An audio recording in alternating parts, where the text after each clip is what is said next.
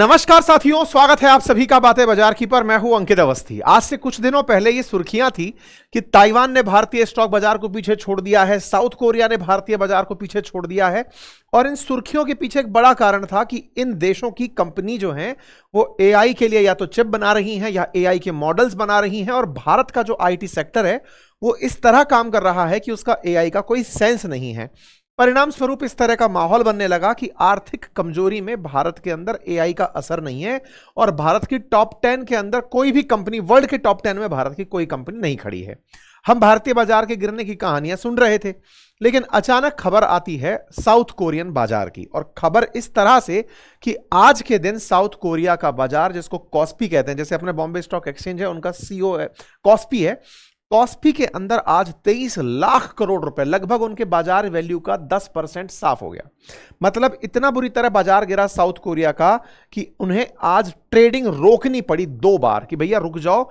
23 लाख करोड़ रुपए डूब चुके हैं। लोअर सर्किट लगने के बाद ओवरऑल मार्केट में ट्रेडिंग रोकनी पड़ी। बड़ा सवाल है, क्या हुआ? एआई के अंदर कोई फट गया क्या? मतलब कुछ ऐसा हो गया कि लोगों को पता चल गया कि नहीं साहब, एआई काम नहीं करेगा। ओवरऑल बाजार 10% गिर जा रहा है। आप पूछेंगे साउथ कोरिया में क्यों गिरा, तो उसको खोजते हुए पहुंचेंगे अमेरिकी बाजार तक कि क्या हुआ कि $250 बिलियन अल्फाबेट यानी गूगल का साफ हो गया। 5% अमेजन के शेयर गिर गए। ऐसा क्या हुआ कि 16% तक अकेले ये एलॉन मस्क जो है इनकी संपत्ति में गिरावट दर्ज की गई। स्पेस एक्स के शेयर में क्यों गिरावट दर्ज की गई? तमाम ऐसे कारक हैं जिनका आज का चर्चा होनी है। एआई के अंदर जब चर्चा चल रही हो, उसी समय पर नंदन नीलेकणी ने अपनी इन्फोसिस की एजीएम में यह कहा कि एआई से हमें चुनौती नहीं है। तो आज आप समझेंगे कि भारतीय आईटी सेक्टर एआई से चिंतित क्यों नहीं है, अकॉर्डिंग टू नंदन नीलेकणी। वो भी आज के सेशन में आप और हम चर्चा करेंगे। बाय द वे, अगर आप फ्री डीमैट अकाउंट खोलना चाहते हैं तो मैंने लिंक कमेंट बॉक्स में लगाया हुआ है, जिससे आप ट्रेडिंग कर सकते हैं, शेयर बाजार के अंदर स्टॉक परचेज कर सकते हैं। अगर करना चाहें तो फ्री डीमैट अकाउंट ओपन करने के लिए लिंक कमेंट बॉक्स में पिन है। चैनल पर नए हैं तो सब्सक्राइब कर लीजिए। और चलिए आगे बढ़ते हैं साथियों। 23 जून 2026 का दिन साउथ कोरिया के लिए बड़ी चिंता का विषय कंसीडर किया जाएगा कि बाजार बुरी तरह से पस्त हुआ। ये तस्वीरें हैं कोरियन कंपोजिट स्टॉक प्राइसेस की, जिसको कॉस्पी कहते हैं, Korean composite stock price index KOSPI. जिसमें से 10% बाजार गिरने की खबर ने बाजार में बड़ा नाम कमाया हुआ है कि भाई साहब 10% बाजार गिर गया।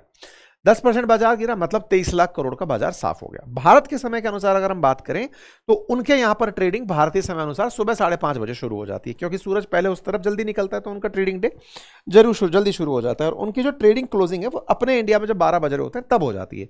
ऐसे ही अमेरिका जो है हमसे थोड़ा पीछे चल रहा है, तो उनका दिन का जो असर है धीरे धीरे हम तक पहुंचता है। ठीक है, तो ऐसे करके ये हुआ। शुरुआत में बाजार खुलते ही गिरा, 8% की गिरावट दर्ज की गई, तो उन्हें बाजार रोकना पड़ा, 20 मिनट के लिए रोकना पड़ा। फिर दोबारा से कारोबार शुरू किया, फिर से गिर गया, तो 10% ओवरऑल गिरा। साउथ कोरिया की तगड़ी जो कंपनियां हैं उनमें से सबसे ऊपर है सैमसंग और एस के हाइनिक्स। असल मायने में क्या हुआ था कि एस के हाइनिक्स जो है ना, इसने सैमसंग को पछाड़ करके अपना रैंक 1 बना लिया था। मतलब साउथ कोरिया की सबसे महंगी कंपनियों में एस के हाइनिक्स निकल कर आ गई थी, सबसे बड़ा कैपिटल वाली कंपनियों में। अब सवाल बना कि सैमसंग और एस के हाइनिक्स करती क्या है, तो साहब ये चिप बना रही हैं इन दिनों, मतलब एआई के अंदर चिप निर्माण का कार्य कर रही हैं। अब सवाल बना कि अल्टीमेटली साउथ कोरिया के बाजार में इन दोनों के ही शेयर गिरे या सबके गिरे, तो एआई के ही स्टॉक इस समय टॉप पर चल रहे थे और वही सब धड़ाम से आज के दिन नीचे आ गए। कहानी कैसे शुरू हुई? तो शुरू हुई असल में अमेरिका से। अमेरिका से कैसे शुरू हुई? तो कहानी को थोड़ा पीछे चलते हैं, सोमवार तक लेकर चलते हैं। तो क्या हुआ कि अमेरिका के अंदर जो S&P 500 इंडेक्स है वो 0.37% की गिरावट और नैस्डैक 1.32% की गिरावट दिखा रहा था। तलाश चल रही थी कि भाई क्यों गिर रहा है बाजार के अंदर तलाशी होना शुरू हुई। धीरे धीरे जब समय बीतता गया तो खबर निकल कर आई कि स्टॉक बाजार अमेरिका के अंदर से $1 ट्रिलियन साफ हो गया। भाई साहब ये तो बहुत बड़ी चीज है। एनवीडिया का 3.7% स्टॉक गिर गया, गूगल का 0.7% गिर गया। स्टॉक गिरने की खबर चलने लगी, लोग खबर समाने लगी कि क्या हुआ भाई। एक तरफ तो स्टॉक बढ़ने का अब तो कोई कारण भी नहीं है, युद्ध में भी शांति की बातें सुनाई दे रही हैं, स्टॉक क्यों गिर रहे हैं? अमेजन के 5% स्टॉक गिर गए, और तो और गूगल की जो पेरेंट कंपनी अल्फाबेट है उसके 5% शेयर गिर गए, मेटा के 2% शेयर गिर गए। और ये सब की सब वो कंपनियां हैं जो एआई के अंदर नाम कमा रही हैं। आपको जानकर आश्चर्य होगा इसके पीछे की कहानी। भाई साहब पीछे की कहानी सुर्खी बनती है 22 जून की, और सुर्खी ये है अल्फाबेट, असल में अल्फाबेट गूगल की पेरेंट कंपनी अल्फाबेट। अल्फाबेट का एक दिन इतना खराब रहा अपने 2 कर्मचारियों के कारण, 2 कर्मचारी नौकरी छोड़े, अल्फाबेट का $250 बिलियन बाजार से साफ हो गया। इंटरेस्टिंग फैक्ट है, समझने वाली बात यह है कि 270 बिलियन का मार्केट कैप 2 कर्मचारी, जिनमें से एक का नाम है नोआन शजीर और दूसरे का नाम है जॉन जंपर। ये 2 रिसर्चर थे, इनके पास एआई की रिसर्च करने वाले लोग थे, नौकरी छोड़ के दूसरी कंपनी में चले गए। उनके जाने से अल्फाबेट के स्टॉक्स के अंदर $250 बिलियन, अब $250 बिलियन कितना होता है यूं समझ लो कि भारत अमेरिका के बीच का जो ट्रेड है ना, दोनों मिलाकर वो $140 बिलियन का होता है। यानी 2 साल में भारत और अमेरिका जितना ट्रेड करते हैं ना, उतना एक दिन में 2 कर्मचारियों के नौकरी छोड़ने से स्टॉक नीचे आ गया। आप पूछेंगे ऐसा क्या हुआ? हुआ क्या कि ये जो नॉम सजीर है ना, ये छोड़ करके ओपन एआई में नौकरी करने चला गया, और जॉन जंपर जो है ना, वो एंथ्रोपिक में करने चला गया। जॉन जंपर जो है वो केमिस्ट्री से नोबेल पुरस्कार पाया हुआ आदमी था।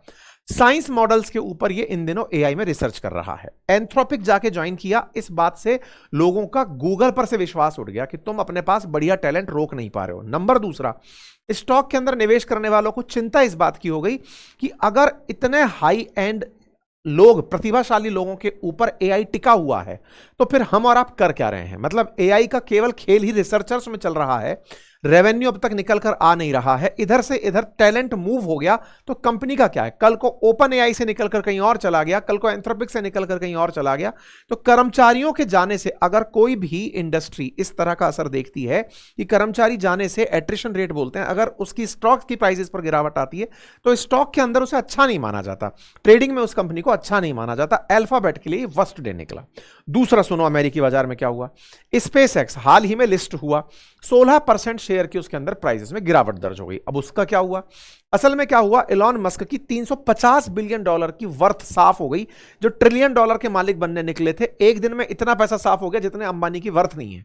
350 बिलियन एलॉन मस्क का साफ हो गया। इसके पीछे की क्या कहानी निकली?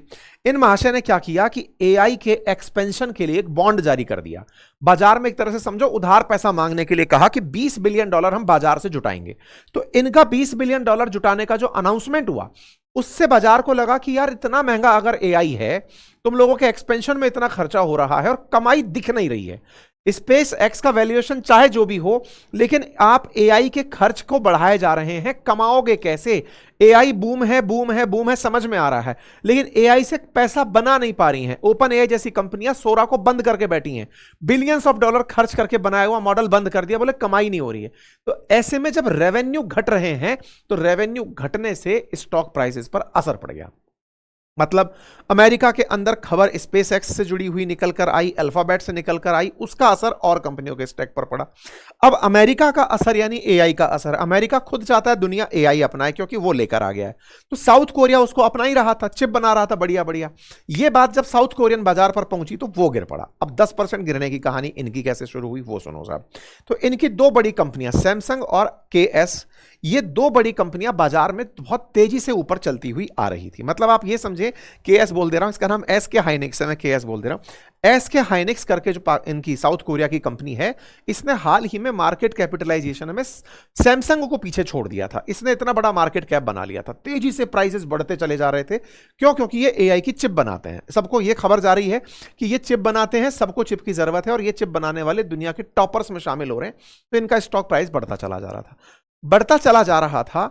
तो लोगों ने कहा बढ़ लिया जितना बढ़ना था, अब चलो पैसे निकाल लेते हैं। जैसे ही ये खबर निकल कर आई, कौन सी खबर? कि केएक्स मतलब एसके जो हाइनिक्स है, इस एसके हाइनिक्स ने 22 तारीख को सैमसंग को पछाड़ दिया है। तो लोगों ने कहा वाह, अब चलो अपना पैसा निकाल लेते हैं। मुनाफा वसूली शुरू हो गई। लोगों ने उसके स्टॉक को बेच करके अपना पैसा बुक करना शुरू कर दिया। जब उसको बुक करना शुरू किया तो बाजार में बिकवाली शुरू हो गई। बाजार में बिकवाली के पीछे अल्फाबेट का माहौल जो अमेरिका से चला आ रहा था वो यहां तक पहुंच गया। इसी बीच में क्या हुआ था, साउथ कोरिया का, जैसे अपने सेबी है ऐसे इनका जो मार्केट वॉचडॉग है, उसने लोगों से ये लाइन बोल दी थी कि भैया देखो, सब लोगों ने अब स्टॉक होल्ड कर रखा है, उसको बेचो तो सही, मार्केट में ट्रेड ही नहीं हो रहा है, खरीद फरोख्त ही नहीं हो रही, बाजार सैचुरेट हो जाएगा। तो उसने भी ट्रेडिंग की गाइडलाइंस लोगों को दी हुई थी कि बेचना चाहिए तभी तो ट्रेडिंग होगी। तो उधर वॉचडॉग का कहना हुआ, इधर लोगों का मुनाफा वसूली हुई और धाड़ से स्टॉक नीचे आ गया। कुल मिलाकर के एआई का जो बबल है ना, वो स्टेबल होने का नाम नहीं ले रहा है। मतलब कभी वो उम्मीदें बांध रहा है और गिर रहा है तो इतना बुरी तरह गिर रहा है। अब हमारे ऊपर क्या हुआ, हमारा बाजार भी आज 900 अंक गिर गया। उसके पीछे भी वही सेम कारण कि आईटी स्टॉक बिक गए साहब। हमारे देश में तो फाइनेंशियल लिटरेसी के नाम पर स्टॉक में निवेश करने वाले लोगों को माहौल चल रहा है, सब गिर गया बाजार, गिर गया, बोले गिर गया, चलो हम तो उस वाली बात में चलते हैं कि उठ गया बाजार तो उठ गया। तो आईटी की तरफ से आज इन्फोसिस की तरफ से बयान आया। असल में इनकी एजीएम चल रही थी, एनुअल जनरल मीटिंग जो होती है ना उसमें।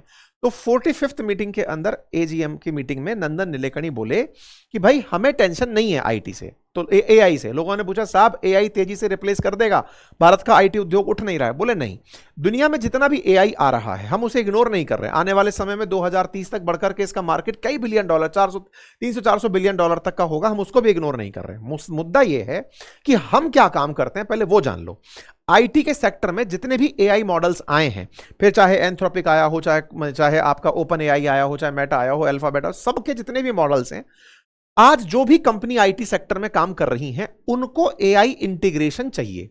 एआई के मॉडल्स तो उपलब्ध हैं, इंटीग्रेशन का काम कौन करेगा? अब इसको ऐसे समझिए, मान लो कि आज मैंने मेरी वेबसाइट बना रखी है, जैसे बातें बाजार की .com है या अंकित इंस्पायर इंडिया .com है। इन वेबसाइट्स को मान लीजिए बनाया आईटी सेक्टर के लोगों ने। अब मुझे अपने वेबसाइट पर इंटीग्रेशन करना है एआई के मॉडल का, एंथ्रोपिक का मॉडल का, या किसी का भी। अगर इंटीग्रेशन करना है तो ये करेगा कौन? तो मेरी एग्जिस्टिंग वेबसाइट या एग्जिस्टिंग सॉफ्टवेयर, मैंने छोटा सा उदाहरण दिया है, एग्जिस्टिंग हमारा एप्लीकेशन, मान लीजिए बातें बाजार की का एप्लीकेशन है, उसमें एआई इंटीग्रेट करना है। तो बोले हमारा तो यूज अभी भी उतना ही है। मतलब आईटी सेक्टर के लोग अगर इंटीग्रेशन का काम भी कर रहे हैं, हम तो बैकवर्ड और फॉरवर्ड लिंकेजेस को मिला दे रहे हैं, ये काम भी तो आईटी के लोग ही करेंगे। तो हम आईटी सर्विसेज के अंदर ये सुविधाएं दे रहे हैं। तो जब हम ये सुविधाएं दे रहे हैं तो हमें चुनौती नहीं है। जैसे पहले इसीलिए बोलते भी हैं कि एक बार जब वो जीरो वाली प्रॉब्लम आई थी, तो वो जो 2K प्रॉब्लम जिसको बोलते हैं, उस प्रॉब्लम को भी रिजॉल्व करने में आईटी सेक्टर ने इसी तरह से काम किया था। तो आज दुनिया भर के सॉफ्टवेयर चाहते हैं कि हमारे पास एआई हो, तो एआई वालों ने एआई बना दिया, हम तो उनको जोड़ने का काम कर रहे हैं उतने में। ये वैसी वाली बात है कि अगर कोई कहे, प्लम्बर ये कहे कि साहब हमारे घर में तो आजकल नल से पानी आता है, सीधा हाथ लगो, सेंसर लगता है, सेंसर के आगे आपने हाथ रखा, पानी आता है। अब आप कहेंगे ओ माय गॉड, अगर ऐसा हो गया तो प्लम्बर का काम ही खत्म हो जाएगा। नहीं नहीं साहब, आपका नल तो अभी भी खराब होगा। तो अपना जो आईटी सेक्टर है ना, वो ये समझाने का प्रयास कर रहा है कि आ गया आपका सेंसर वाला नल, लेकिन हमारा काम अभी भी बरकरार है, हम तो वही प्लम्बर हैं, हमको पानी पहुंचाना है आपके पास में। तो अब सेंसर में भी पानी, नल के अंदर तो पानी घुसना है, प्लम्बिंग का काम तो अभी भी बचा हुआ है। तो हमारा आईटी सेक्टर वो काम कर रहा है। तो ये इनका कहना है। हालांकि ये भी एआई के साथ में इंटीग्रेशन करने लगे हुए हैं, लेकिन हाँ तेजी से आगे बढ़ रहे हैं। तो कुल मिलाकर के ये जानकारी थी। आपको रोचक लगी हो तो अपनी राय कमेंट बॉक्स में लिखिए। चैनल पर नए हैं तो सब्सक्राइब करिए। बाकी हमने भी आप लोगों के लिए एआई के कोर्सेज लॉन्च किए थे, एआई मॉडल्स की ट्रेनिंग शुरू कराई थी, बहुत ही अच्छी तरीके से रेस्पॉन्सेज आए। आज मन किया आपको दिखा दें कि कुछ इस तरह के हमारे रेस्पॉन्सेज रहे। कहते हैं ना, काम करने के बाद दिखाओ कि कैसा रेस्पॉन्स रहा। तो ये साहब हमारे कुछ रेस्पॉन्सेज आपके सामने दिखा रहे हैं। हजारों की संख्या में लोगों के द्वारा रेटिंग्स दी गई हैं, बहुत अच्छे अच्छे फीडबैक्स और कमेंट्स हमें उपलब्ध किए गए हैं। हमने लोगों को एआई का यूज करना सिखाया था। अगर आपको ये यूज पसंद आया हो, आप भी उसमें शरीक थे, तो कमेंट बॉक्स में जरूर बताइएगा कि हमारा ये प्रयास आप लोगों को कैसा लगा था। बहुत बहुत धन्यवाद।